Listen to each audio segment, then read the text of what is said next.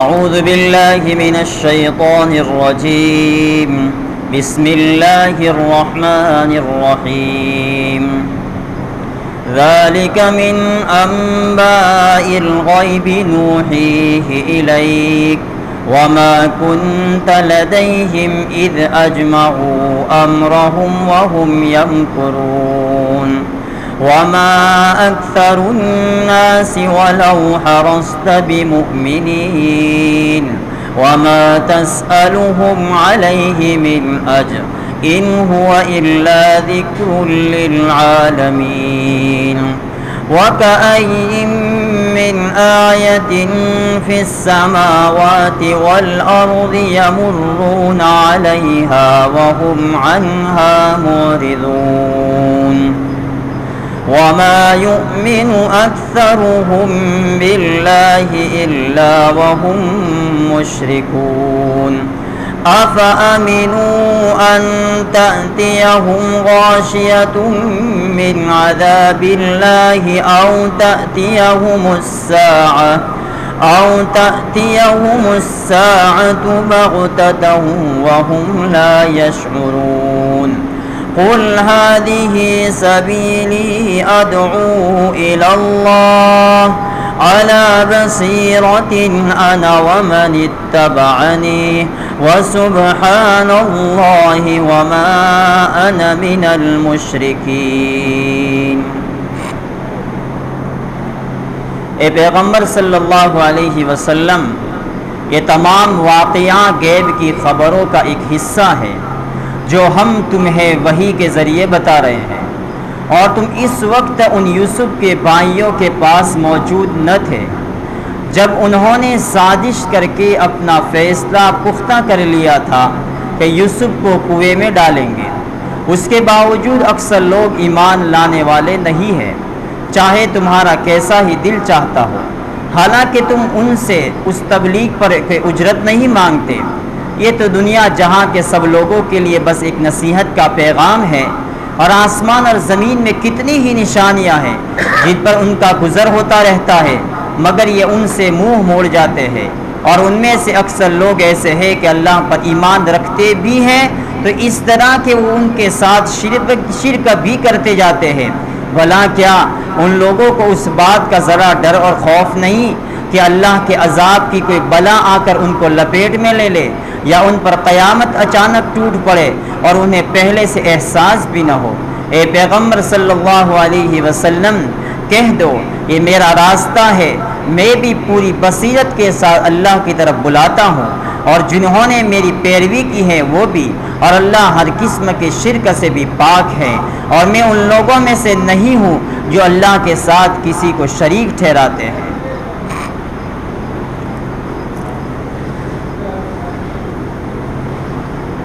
حضرت یوسف علیہ السلام کے واقعے کی تکمیل کے بعد اللہ تعالیٰ نے اپنے پیغمبر جناب محمد رسول اللہ صلی اللہ علیہ وسلم کو یہ بات بتائی کہ پیغمبر صلی اللہ علیہ وسلم، ہم نے جو سورہ یوسف میں یوسف علیہ السلام کا جو واقعہ بیان کیا ہے وہ غیب کی خبروں میں سے ایک حصہ ہے، جس کو ہم نے تم کو جو پہنچایا وہ وحی کے ذریعے سے تم کو بتایا ہے۔ اب یہ یوسف کا قصہ ہم نے تم کو بتایا، اس وقت یہ محمد تم نے نہ یوسف کے پاس تھے جب کہ کنویں میں ڈالا، اور انہوں نے ان کے بھائیوں نے جو سازش کی اس وقت بھی آپ موجود نہیں تھے، اور یوسف کے قصے کا آپ کو پورا کا پورا علم تک بھی نہیں تھا، یہاں تک کہ یوسف نے جو صعوبتیں، مشکلیں، پریشانیاں، اس کے بعد آسانیاں، راحت اور سکون والے ان کے ساتھ معاملات ہوئے، اس کا بھی علم یہ محمد تم کو نہیں تھا۔ یہ جو کچھ بھی ہم نے تم کو بتایا ہے وہ وحی کے ذریعے سے بتایا ہے، اور وحی کے ذریعے سے آپ کو اس قصے کا علم ہوا ہے۔ اے محمد، اب ہم نے آپ کو تو قصہ بتا دیا، اور جن مشرک اور کفار نے آ کر کے، یہودوں نے آ کر آپ سے کیا پورا واقعہ پوچھا تھا کہ وہ یوسف علیہ السلام کنعان چھوڑ کے پورے آباء و اجداد سمیت مصر میں کیسے رہے، اس کا پورا واقعہ ہم نے ان کے گھر سے لے کر کے واپسی مصر میں آنے تک کا بیان کیا ہے. اگر تم ان پورے لوگوں کو، یہودیوں کو، مشرکین مکہ کو بتا دو گے تب بھی یہ لوگ نہیں سمجھیں گے. ان کے سامنے کھلی دلیل آپ نے بتا دی. قرآن کی آیتیں، قرآن کے اندر قصے، واقعات، جو کچھ یوسف علیہ السلام کے ساتھ ہوا ہے آپ نے یہودیوں کو بھی بتا دیا، مشرکین مکہ کو بھی بتا دیا. جن یہودیوں نے مشرکین کو کہا تھا کہ جاؤ سوال کر کے آؤ، اور وہ یوں سمجھتے تھے کہ محمد کو علم نہیں ہوگا، محمد کو پتہ نہیں ہوگا، لیکن ہم نے وحی کے ذریعے سے بتایا اور تم نے ان وحی کو، ان آیات کو مشرکین کو بتا دیا، تب بھی یہ محمد اب افسوس اور غم مت کرو. یہ ان کا کام ہے، یہ حد ظلمی ضدی لوگ ہیں. ان کا تو بس کام اتنا ہے کہ ہمارا کام نکل جاوے، آگے کیا ہوتا ہے ہمیں کچھ پتہ نہیں. اس لیے آپ غم نہ کریے، افسوس نہ کریے، خوف نہ کریے، گھبرائیے نہیں. ایمان لانا نہ لانا ہمارے ہاتھ میں ہے. ہم جس کو چاہیں گے ان کو ہدایت دیں گے، جس کو چاہیں گے ہم ہدایت سے محروم کر دیں گے، ایمان سے محروم کر دیں گے. اس لیے محمد تمہیں گھبرانے کی، خوف کی کوئی چیز کی ضرورت نہیں ہے. حالانکہ محمد، یہ تو ہم نے قصہ بیان کیا ہے، یہ یہودی لوگ، ایک کفار مکہ یہاں روم جاتے ہیں، کنعان جاتے ہیں، ملک شام جاتے ہیں. ان کو قوم سمود کے کھنڈرات کا علم ہے. ان کو یہ بھی پتا ہے کہ ایک ایسا سمندر ہے جس میں پانی ہے، اور اس پانی میں کسی انسان کو ڈال دیا جاؤ تو وہ انسان اوپر ہی رہتا ہے، اندر نہیں ڈوبتا. وہ پورا کا پورا جس قوم کو اللہ نے جس سمندر میں ڈال کے تباہ اور برباد کر دیا تھا، وہ نشانیاں موجود ہیں. یہ سب نشانیاں دیکھنے کے باوجود بھی، اور میری قدرت آسمان کو بن ستون کے بنایا، زمین کو میں نے بچھایا، اوپر پہاڑ کو ڈال دیا، سمندر کو بنایا، موجے کے ساتھ بنایا، اور رنگ برنگی کھانے، الگ الگ پھول اور پھل، سب کچھ میں نے دنیا میں اپنی قدرت کاملہ کی نشانیوں کے ساتھ بتایا ہے. تب بھی یہ محمد یہ ایمان بھی نہیں لائیں گے اور سمجھتے بھی نہیں ہیں. جب ان کی بدھج نہیں ہے اور دماغ نہیں ہے تو محمد اب تمہیں سمجھا کر کے پریشان مت ہو، غم میں مت آؤ. ایمان دینا نہ دینا، ہدایت دینا نہ دینا ہمارا کام ہے. ہم چاہیں گے تو یہودیوں کو بھی ہدایت دے سکتے ہیں، اور چاہیں گے تو نہیں بھی دے سکتے. چاہیں گے تو آپ کے خاندان کے مشرک لوگوں بھی ہدایت دے سکتے ہیں، اور اگر ہم نہیں چاہیں گے تو ہدایت نہیں دے سکتے ہیں. لیکن یہ بات ان کو بتا دو کہ یہ جو قرآن ہے کوئی کہانی نہیں ہے، کوئی کتاب نہیں ہے کہ پڑھتے ہی رہو. ایک نصیحت نامہ ہے ان لوگوں کے لیے جو اس نصیحت نامے کو پڑھ کے عبرت حاصل کریں اور اپنی زندگی کو بدلے. مگر یہ لوگ تو ایسے ہیں کہ ایمان بھی لائیں گے، ایمان لانے کے ساتھ ساتھ شرک بھی کرتے ہیں. اتنا بھی نہیں کہ ایمان لا دیے، بعض تو ایسے ہیں کہ ایمان بھی لاتے ہیں اور ایمان لانے کے بعد شرک بھی کرتے ہیں.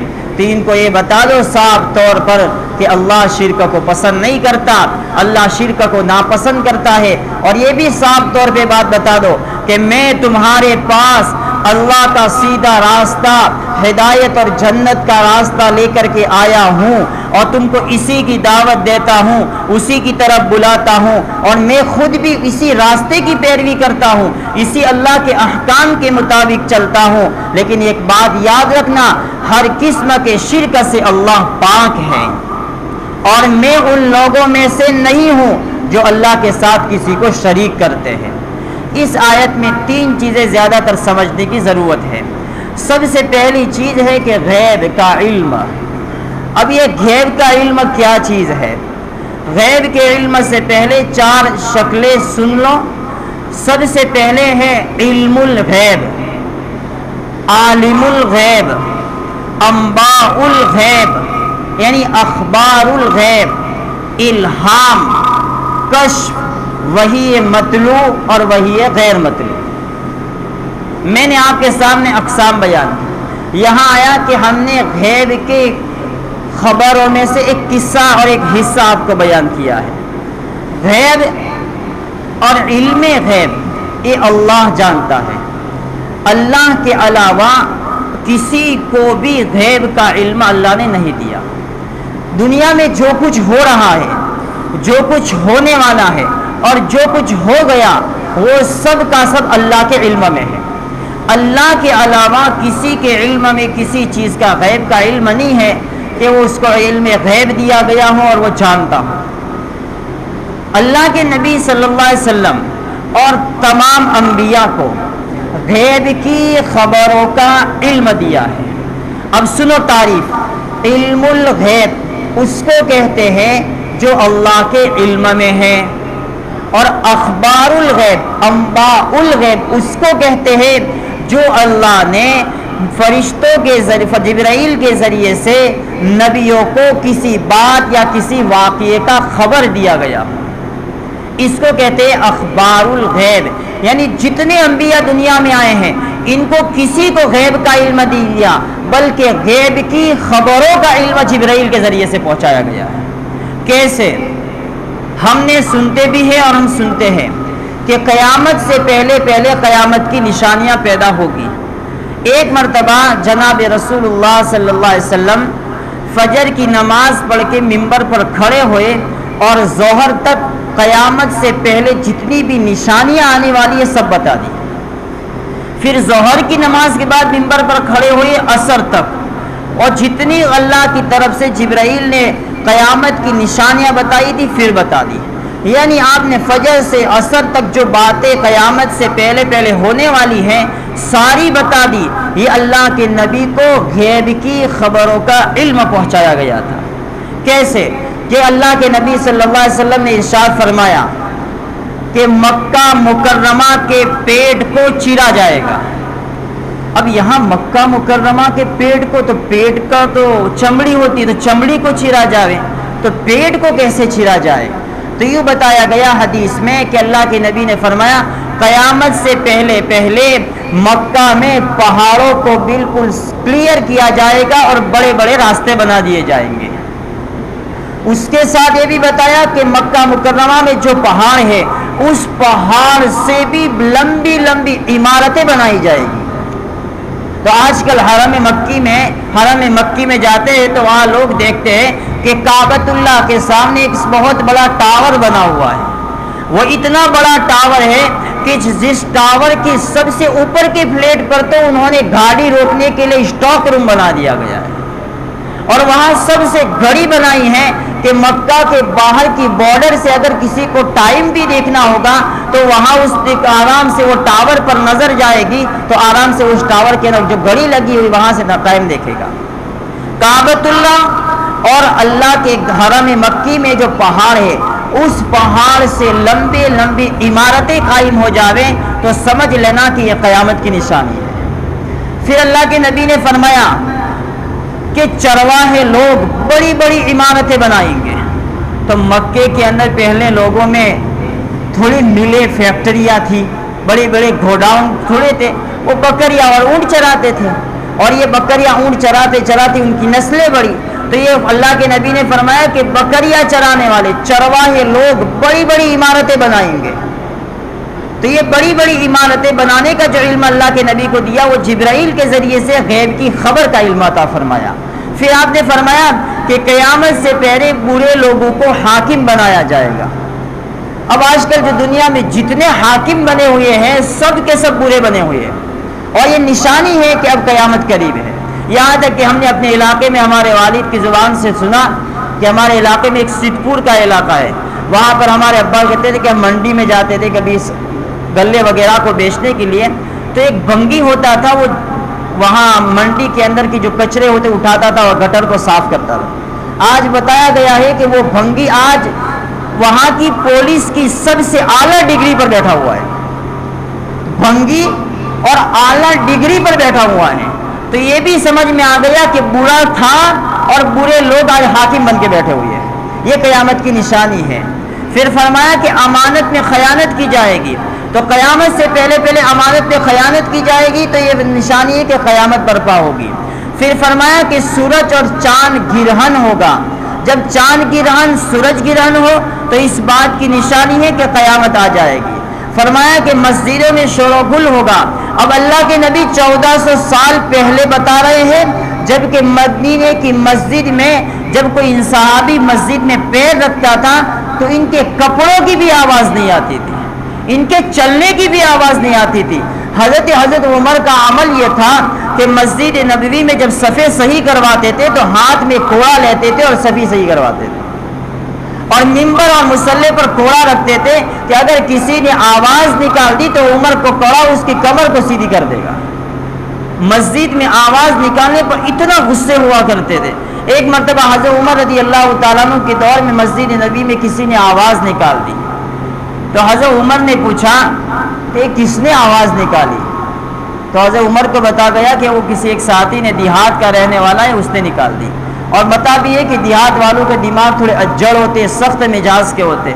حضرت عمر کے پاس لایا گیا، فرمایا اگر تو دیہاتی نہ ہوتا تو عمر کا کوڑا تیری کمر کو سیدھا کر دیتا۔ تجھے خبر نہیں ہے کہ اللہ کے نبی کی مسجد نبی میں اللہ کے نبی شور تو درکنار معمولی سی آواز کو پسند نہیں کرتے تھے، اور اس پر اللہ کے نبی غصے ہو کر فرماتے تھے اللہ کے کمبخت انسان، خدا کے گھر میں شور مچاتا ہے تو، جبکہ میں موجود ہوں اور میری موجودگی میں صحابہ ہے اور اللہ کی عبادت کا گھر ہے۔ جبرائیل علیہ السلام نے ایک حدیث جناب رسول اللہ صلی اللہ علیہ وسلم کو پہنچائی اور فرمایا کہ جب مسجد میں اللہ کے بندے آتے اس میں کوئی دنیا کی بات کرتا ہے تو اللہ کے نبی صلی اللہ علیہ وسلم نے ارشاد فرمایا کہ فرشتہ ایک مرتبہ اسے کہتا ہے کہ اللہ کے بندے چپ ہو جا، جب وہ چپ نہیں ہوتا تو پھر کہتا ہے کہ اللہ کے بندے چپ ہو جا، پھر جب چپ نہیں ہوتا تو پھر کہتا ہے کہ اللہ کے بندے چپ ہو جا۔ جب یہ 3 مرتبہ فرشتہ اس کو کہتا ہے، وہ جب وہ چپ نہیں ہوتا تو اس کے منہ پہ یوں ہاتھ مار کر فرشتہ کہتا ہے اللہ کے دشمن اب چپ ہو جا۔ اب یہاں حدیث پڑھ کے یہ بات سمجھ میں آتی ہے کہ اللہ کے نبی نے مسجد کا اتنا ادب کیوں بتایا؟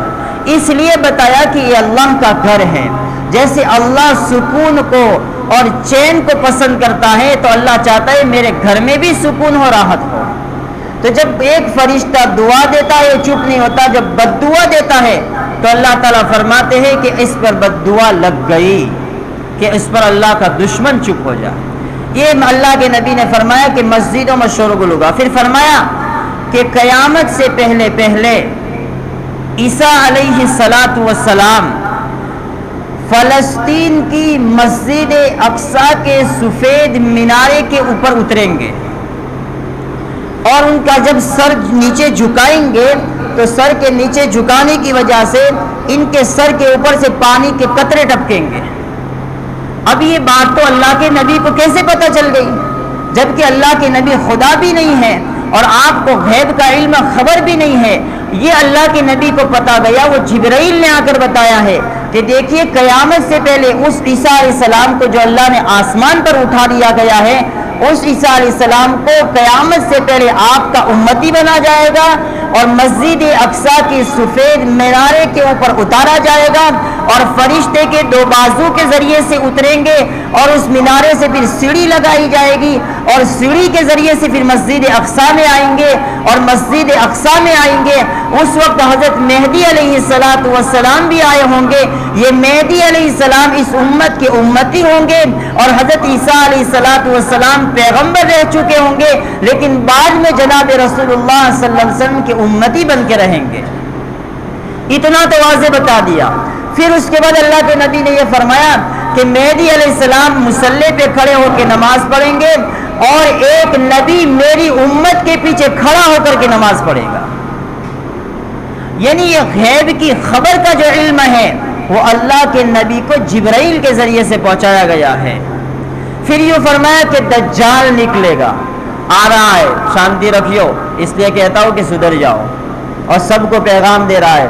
اتنا خطرناک ہے، ایک ہاتھ میں جنت لے کر آئے گا، ایک ہاتھ میں جہنم لے کر آئے گا۔ جس میں جنت ہے اس میں جہنم ہوں گی، جس میں جہنم ہے وہ جنت میں، اور وہ ملک شام سے، عراق سے نکلے گا، اور جب وہ نکلے گا تو اس کی ایک آنکھ تھوڑی ابھری ہوئی ہوگی اور ایک کان سے کانا ہوگا، اور پوری جھن اور ٹولے کے ساتھ نکلے گا۔ جس طرف اشارہ کرے گا کہ یہ زمین سبز ہو جائے تو سبز کر دے گی، اور جس زمین کی طرف اشارہ کرے گا کہ اس کو سبز نہیں کرنی، خشک کرنی، تو خشک کر دے گا۔ پورے ٹولے کے ساتھ یاجوج دجال کا فتنہ نکلے گا۔ فرمایا کہ 40 دن تک زمین پر رہے گا، اور ایسا رہے گا کہ اسلام مسلمانوں کے ایمان کو کھا جائے گا، یہاں تک کہ مسلمان یہ سمجھ لیں گے کہ یہ تو خدا ہے۔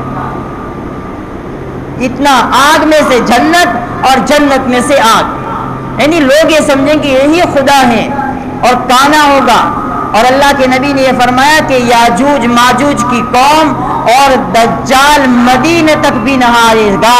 اور صحابہ نے جب اس قصے کو سنا تو صحابہ کو خوف لگا کہ اتنا سارا ڈینجر لشکر آئے گا، تو صحابہ ڈر گئے۔ تو اللہ کے نبی نے فرمایا گھبراؤ نہیں، اگر میرے زمانے میں آئے گا تو میں خود اس کا ہی مقابلہ کر لوں گا۔ اب اس دجال کا مقابلہ حضرت عیسیٰ علیہ السلام کریں گے، اس کا پیچھا کریں گے، اور باب اللد کے بارڈر پر ایک دروازہ ہے باب اللد، آج یہودی لوگ جہاں پر ان کا علاقہ ہے اور ان کے بارڈر ہے وہاں پر یہ بورڈ پہ لگایا ہوا ہے باب اللد کہ یہاں سے دجال انٹری کرے گا اور عیسیٰ علیہ السلام پیچھے سے، اور ان کے وہاں پر کون سے مجھے پتہ نہیں ہے لیکن درخت اگائے جا رہے، اتنے درخت اگائے جا رہے کہ پورے یہودی اسٹیٹ میں ملک میں صرف وہی درخت ملتے، اس کے علاوہ کوئی نہیں ملتے۔ پھر اللہ کے نبی نے اشارہ، جب یہ درخت اگانا شروع کرے تو سمجھ لو کہ یہودیاں ختم ہو جائیں گے، زمین سے ختم، بالکل نام و نست و نابود ہو جائیں گے۔ تو اللہ کے نبی نے فرمایا کہ عیسیٰ علیہ السلام اس کا مقابلہ کریں گے اور ساری دجال قوم کو ختم کر دیں گے۔ فرمایا کہ اس کے بعد یاجوج ماجوج نکلے گی۔ اب یہ یاجوج ماجوج کیا ہے؟ نام بھی اٹپٹا اور ایک قوم بھی اٹپٹی ہے۔ یاجوج ماجوج یہ ویسی قوم ہے کہ حضرت سکندر ذوالقرنین نے اپنے زمانے میں جب یہ نکلنے کا کوشش کر رہی تھی، فساد مچا رہی تھی، تو لوگوں نے آ کر کے کہا یہ ہمارے گھروں کو، ہمارے بچوں کو، ہمارے غلات کو، فصل کو نقصان پہنچاتی ہے، بادشاہ ذوالقرنین آپ اس کو کچھ انتظام کرو۔ تو اس وقت زمانے میں بتایا جاتا ہے کہ یہ چین کے اندر دیوار ہے جو انہوں نے شیشے پگھلا کر کے بڑی موٹی اور بڑی اونچائی کے اوپر بنا دی، اور اس دیوار کے اندر اس یاجوج ماجوج کی قوم کو بند کر دیا ہے۔ وہ صبح سے شام تک چاٹتے ہیں، زبان سے چاٹتے چاٹتے چاٹتے جب شام ہوتی ہے تو تھوڑا ہی باقی رہتا ہے کہ ابھی ٹوٹ جاوے، لیکن اندھیرا ہو جاتا ہے تو پھر کہتے ہیں چھوڑ دو، پھر کل صبح آئے گا پھر چاٹیں گے، یعنی صبح قیامت تک چاٹیں گے۔ پھر ایک وقت آئے گا چاٹتے چاٹتے آخر وقت کہ وہ دیوار ٹوٹے گی اور یہ یاجوج ماجوج قوم نکلے۔ یہ ایسی قوم ہے کہ اس قوم کے بارے میں یہ لکھا ہے کہ جب یہ نکلے گی تو بحیرہ تبریہ، ایک بہت بڑا سمندر ہے، اس سمندر کے سارے پانی کو پی لیں گے۔ اتنی لمبی وہ قوم ہوگی کہ آگے کا قافلہ پورے سمندر کے پانی کو ختم کر دے گا، تو پیچھے جو اس کی قوم آئے گی وہ یہ سمجھے گی کہ اس سمندر میں پانی ہی نہیں تھا، پانی تو تھا لیکن تمہاری قوم پی گئی ہے۔ یہ نشانی بتائی ہے کہ یہ قوم نکلے گی۔ فرمایا کہ وہ پانی پینے کے لیے جب نکلے گی لشکر کے سمیت، تو یوں فرمایا کہ ایک چشمے کے بارے میں بتایا اللہ کے نبی نے کہ ایک چشمہ ہے، وہ چشمہ بہت خوب تیزی سے چلتا ہے، لیکن قیامت سے پہلے خشک ہو جائے گا۔ جب وہ خشک ہو جاوے تو یہ سمجھ لینا کہ اب یاجوج ماجوج کی قوم نکلے گی۔ فرمایا کہ اس علاقے میں ایک بہت بڑا کھجور کا باغ ہے، اس میں بہت کھجوریں آتی ہے، جب اس کے اندر فصلیں اور کھجوریں کم آنا شروع ہے تو پھر سمجھ جانا کہ یاجوج ماجوج نکلے گی۔ حضرت مفتی محمود صاحب استاد الحدیث و تفسیر ڈابیل ہمارے اسلاف اور اکابر میں ہے، اللہ نے علم دنیا بھی دیا ہے اور علم آخرت بھی دیا ہے، دو علم دیا۔ یہاں تک کہ بعض انگریز کے ملکوں میں وہ گئے ہیں تو انگریزوں سے ایسے سوالات کیے کہ انگریز لوگ اس بات کو سوچنے پر مجبور ہو گئے کہ یہ سوالات صرف قرآن کے ہیں، کسی اور کتاب کے نہیں ہے۔ تو حضرت فرمایا کہ میں ان علاقوں میں جا کر کے آیا کہ بحیرہ تبریہ بھی دیکھا، میں نے وہ باغ بھی دیکھا اور وہ چشمہ بھی دیکھا۔ میں نے یہاں دیکھا کہ بحیرہ تبریہ کا جو پانی ہے سمندر کا وہ خشک ہو رہا ہے، اور اس سمندر کے اندر دوسرے سمندر سے پانی پائپ لائن کے ذریعے سے، موٹر کے ذریعے سے کھینچ کے ڈالا جا رہا ہے۔ اس بات کی نشانی ہے کہ جب یہ بحیرہ تبریہ خشک ہو تو قیامت کی نشانی۔ باغ بھی انہوں نے دیکھا کہ وہ باغ بھی ہرا بھرا لیکن اس پہ کھجوریں بہت کم ہو چکی ہے، فرمایا کہ یہ قیامت کی نشانی۔ وہ چشمہ بھی انہوں نے دیکھا کہ کہا پہلے پانی خوب تیزی سے آتا تھا لیکن اب اس چشمے کے اندر پانی بھی کم ہو چکا ہے۔ حضرت فرماتے ہیں میں نے وہاں جانے کے بعد کچھ ایسی نشانیاں دیکھی ہیں جو اس بات کو ثابت کر رہی ہیں کہ جو اللہ کے نبی صلی اللہ تعالی علیہ وسلم کو فرشتے جبرائیل کے ذریعے سے قیامت کی پہلے کی نشانیاں بتائی گئی تھی، وہ نشانیاں اب پوری ہو رہی ہیں۔ اس لیے علم غیب اللہ کو ہے اور غیب کی خبروں کا علم جبرائیل کے ذریعے سے پہنچایا ہے، وہ نبیوں کو دیا گیا ہے۔ پھر فرمایا کہ وحی اور وحی مطلوع اور غیر مطلوع۔ اب وحی مطلوع اور غیر مطلوع کیا ہے؟ وحی مطلوع کہتے ہیں تلاوت کرنے والی وحی۔ اب تلاوت کس کی جاتی ہے؟ قرآن مجید کی، اور اس کو وحی مطلوع کہتے ہیں۔ وحی غیر مطلوع جس کی تلاوت نہیں کی جا رہی وہ احادیث رسول ہے۔ ایک قول اللہ ہے اور ایک قول الرسول ہے۔ قول اللہ قرآن جس کی تلاوت کی جاتی ہے، اور قول الرسول وہ احادیث ہے جس کی تلاوت نہیں کی جاتی ہے۔ دوسری کہ الہام اللہ تعالیٰ اپنے بزرگوں کے اوپر عطا فرماتا ہے، کہ اللہ تعالیٰ اپنے بزرگوں کے دل پر کوئی بات القاء کرتا ہے، الہام کرتا ہے، وہ غیب نہیں ہے۔ اللہ تعالیٰ ان کے دل کے اوپر کوئی بات ڈالتا ہے جو ان کی نیکی اور تقوی کو ظاہر کر کے رکھ دیا کرتی ہے۔ ویسے ایک کشف ہوتا ہے، کشف کہتے ہیں کہ کسی چیز کا اللہ کی طرف سے ظاہر ہو جانا۔ اب وہ کیسے ظاہر ہو جانا؟ گزشتہ کل میں اس واقعے کو بیان کرنا بھول چکا تھا۔ حضرت مولانا یعقوب صاحب نانوتوی رحمۃ اللہ علیہ بہت بڑے بزرگ گزرے، وہ ایک مرتبہ گنگا ندی کے اوپر چل رہے تھے جو دہلی کے اندر آئی ہوئی۔ آج تو کہتے ہیں اسی کو ہم پاک کرتے، پاک تو کرتے ہو، خود پاک نہیں ہوتے ہو۔ فرمایا کہ وہ گنگا ندی پر چل رہے تھے تو انہوں نے دیکھا کہ گنگا اور جمنا کا جو پانی ہے وہ ایک دوسرے کے اندر مل تو نہیں رہا، لیکن گنگا کا الگ کلر ہے اور جمنا کا الگ کلر ہے۔ گنگا کا جو کلر ہے وہ گولڈن سونیری کلر کا ہے۔ انہوں نے سوچا کہ یہ گولڈن کلر کا گنگا کا پانی کیوں ایسا ہے، اس کی حقیقت کیا ہے؟ تو انہوں نے پھر وہاں شوध کرنا شروع کی، آگے نکلے، سب چلتے چلتے چلتے ہمالیہ کی کورم پہاڑیوں کی جہاں سے یہ ندیاں نکلتی ہیں وہاں تک پہنچے حضرت، اور وہاں جا کر کے انہوں نے مراقبہ کیا تو اللہ کی طرف سے ان پر کشف ہوا کہ جو ندیاں نکلتی ہیں وہاں انبیاء کی قبر ہے، اور انبیاء کی قبر سے یہ ندیاں نکلتی ہیں تو انبیاء کی برکت کی وجہ سے یہ گنگا کا پانی گولڈن اور سونیری کلر کا ہے۔ تو یہ جو بات حضرت نے فرمائی ہے وہ وہی بھی نہیں ہے، وہ اللہ کی طرف سے غیب کی خبر بھی نہیں ہے، وہ وحی مطلوع یا غیر مطلوع بھی نہیں ہے، اللہ کی طرف سے ان کے دل کے اوپر کشف ہوا اور کشف کے ذریعے سے اللہ نے ان کو بتایا ہے۔ دوسری چیز اس میں یہ بتائی ہے کہ شرک بہت بڑا گناہ ہے۔ اللہ کے نبی نے فرمایا کہ میری امت میں مجھے سب سے زیادہ اگر کوئی خوف اور ڈر ہو تو مجھے شرک اصغر کا ڈر ہے۔ صحابہ نے فرمایا اللہ کے نبی شرک اصغر کیا؟ تو اللہ کے نبی نے فرمایا ریاکاری، دکھلاوا۔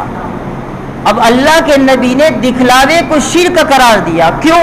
کہ وہ عمل خالق کو دکھانے کی بجائے مخلوق کی طرف ہو جاتا ہے، یعنی مطلب اس کا یہ کہ اللہ سے اجر کی بجائے مخلوق سے اجر مانگا جا رہا ہے، تو اس کو کہتے ہیں شرک اصغر۔ ایک ہوتا ہے شرک اکبر۔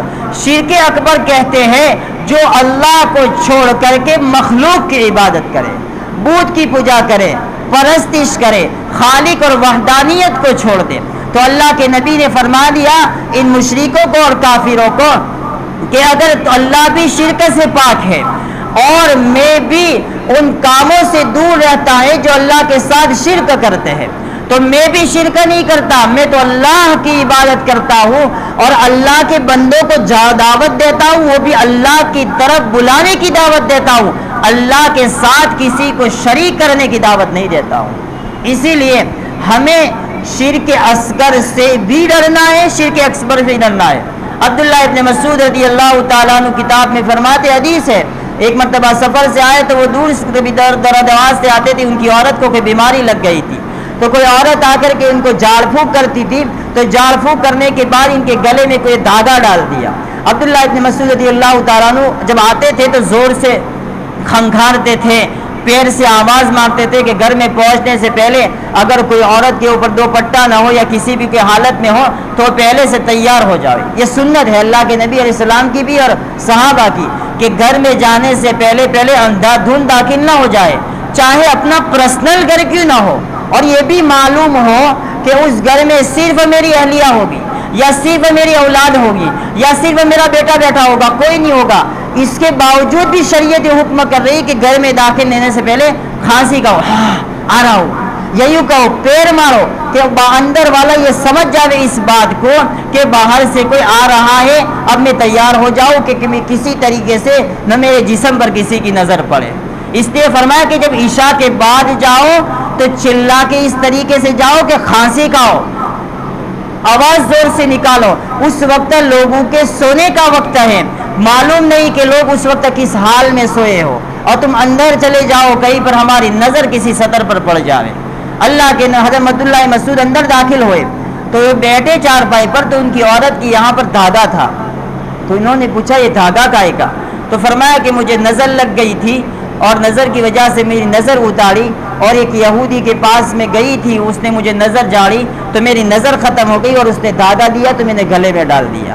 عبداللہ ابن مسعود نے پکڑ کے توڑ دیا اور کہا کہ یہ بھی شرک ہے کہ تو اللہ سے مدد مانگنے کی بجائے مخلوق سے مدد مانگی ہے، یہ بھی عمل شرک ہے. عبداللہ ابن مسعود کے بارے میں آتا ہے کہ ایک مرتبہ کسی کی عیادت کے لیے گئے، گھر پہ پہنچے تو یہاں بازو کے اوپر کوئی رسی کوئی دور دھاگا بندھا ہوا تھا. پوچھا کہ یہ کہ بیماری اتر جائے گی، تو انہوں نے پکڑ کے توڑ دیا اور فرمایا کہ صحابی ہو کر کے شرک اکبر اور شرک اصغر میں شامل ہو چکے ہوں. یعنی یہ دھاگا لگانا اس بات کی نشانی ہے کہ تم اللہ سے مدد نہیں مانگتے، اللہ کے علاوہ سے مدد مانگتے ہو. اس لیے اللہ کے نبی صلی اللہ علیہ وسلم نے شرک پر بہت تیزی سے دیا. پھر یہ بھی فرمایا کہ اللہ تعالیٰ شرک کو معاف نہیں کرے گا، سب گناہ کو معاف کر دے گا، اور شرک کا گناہ عذاب دنیا میں بھی بھگتنا پڑے گا اور مرنے کے بعد بھی بھگتنا پڑے گا. پھر اس حدیث کے ساتھ یہ حدیث بیان کر دی کہ ماں باپ کے ستانے کا انجام آخرت میں ملنے والا ہے، لیکن موت سے پہلے بھی اس کو چکھنا ہی پڑے گا.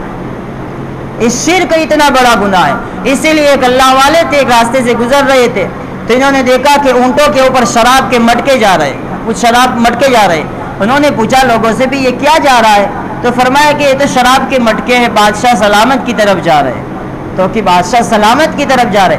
تو انہوں نے کوڑا اٹھایا اور اٹھا کر کے سارے کے سارے اس بزرگ نے مٹکے توڑ دیے. صرف 99 توڑے، ایک باقی رکھ دیا. جب ایک باقی رکھا تو بادشاہ کو پیغام پہنچا کہ اس بزرگ نے تو مٹکے توڑ دیے اور ایک باقی رکھا ہے. تو پکڑ کر بادشاہ نے کہا کہ پکڑ کے محل میں لاؤ. جب پہنچایا گیا ان کو تو پہنچانے کے بعد یوں کہا کہ آپ نے یہ کیوں مٹکے توڑے؟ ہمارے شراب تھی اس میں ہماری، ہم پیتے ہیں. تو بزرگ نے کہا کہ میری غیرت نے گوارا نہ کیا کہ آپ مسلمان ہو کر کے شراب پیو جس میں آپ کا ایمان نکل جاوے. جنہوں نے یہ بات کہی تو کہا کہ چل یہ بات تو تیری الگ ہے، لیکن یہ بٹا 99 توڑ دیے، ایک باقی رکھا. تو فرمایا کہ بادشاہ سلامت، میں نے 99 مٹکے توڑ دیے، اور جب 100ویں پر توڑنے کے لیے لاٹھی ہاتھ میں اٹھائی تو میرے دل میں یہ بات آئی کہ میں نے کتنا بڑا کام کیا کہ بادشاہ کے 99 مٹکے توڑ دیے. جب یہ بات دل میں آئی تو فوراً یہ گمان گزرا کہ اگر یہ توڑوں گا 100واں تو یہ اللہ کے لیے نہیں توڑوں گا بلکہ نفس کے لیے توڑوں گا. اس میں ریا اور اخلاص کے علاوہ ریا شامل، دکھلاوا شامل ہو جائے گا. اس لیے میں نے 99 اللہ کے لیے توڑے اور ایک میں ریا آتی تھی، اس لیے میں نے چھوڑ دیا. بادشاہ نے کہا جا تجھ پر اخلاص ہے، تو اخلاص کی وجہ سے میں نے تجھے چھوڑ دیا. یہ ہے جب تک اخلاص کے عمل پر دنیا میں عمل کا اجر ملتا ہے تو اخلاص کے عمل پر آخرت میں بھی اجر ملنے والا ہے. اسی لیے ہمارے بزرگان دین نے عجیب نکتہ نکالا. حضرت شیخ ذوالفقار نقشبندی دامت برکاتہم العالیہ فرماتے ہیں ہم کوئی بھی نیکی کا عمل کرے تو یہ نیت کرے کہ اللہ آدم علیہ السلام سے لے کر کے آخری قیامت کے آنے والے امتی تک اس نیکی کا ثواب ان سب کو عطا فرما دینا. کیوں کہ اپنے کو بھی ثواب مل گیا اور اس نیکی کے حصے میں تمام امت محمدیہ اور پچھلی قوم اور پچھلی امت کو شامل کر دیا. اس لیے اللہ کے نبی نے فرمایا قیامت کے دن ایک عالم کو، ایک مالدار کو بلایا جائے گا اور اس سے پوچھا جائے گا تجھے مال دیا تھا کیا کیا؟ تو کہا کہ میں نے تو بہت خرچ کیا. اللہ فرمائیں کہ نہیں، تو نے جو دنیا میں خرچ کیا وہ دکھلاوے کے لیے کیا. جب یہ کہا جائے گا تو اللہ تعالیٰ فرمائیں گے کہ تو نے اگر یہ کام اخلاص کی نیت سے نہیں کیا، ریا کے لیے کیا ہے، تو جس کے لیے کیا ہے اس کے ساتھ جا کے اجر لے لے، وہاں سے نیکیاں لے لے اور تو جہنم میں چلا گا. عالم کے ساتھ بھی یہی کیا جائے گا. اور ایسا ہی اللہ کے نبی صلی اللہ علیہ وسلم نے فرمایا ہے کہ اخلاص پر عمل کرو، ریا سے بچو۔ اخلاص پر عمل کرنے کی وجہ سے قیامت کے دن تمہارے چہرے نورانیت سے چمکیں گے، اور ریا سے کام کرنے کی وجہ سے تمہارے چہروں پر کالے نشان ہو جائیں گے۔ اللہ تعالیٰ پوری امت کو شرک سے بھی بچائے، اخلاص کی بھی دولت عطا فرمائے، ریاکاری اور ہر شرک اکبر اور شرک اصغر سے بچاوے، اور ہمیں اپنے اسلاف اور اکابر اور صحابہ کے نقش قدم پر چلتے ہوئے ہمیشہ ہمیں مومن اور مخلص بن کر زندگی گزارنے کی توفیق عطا فرمائے۔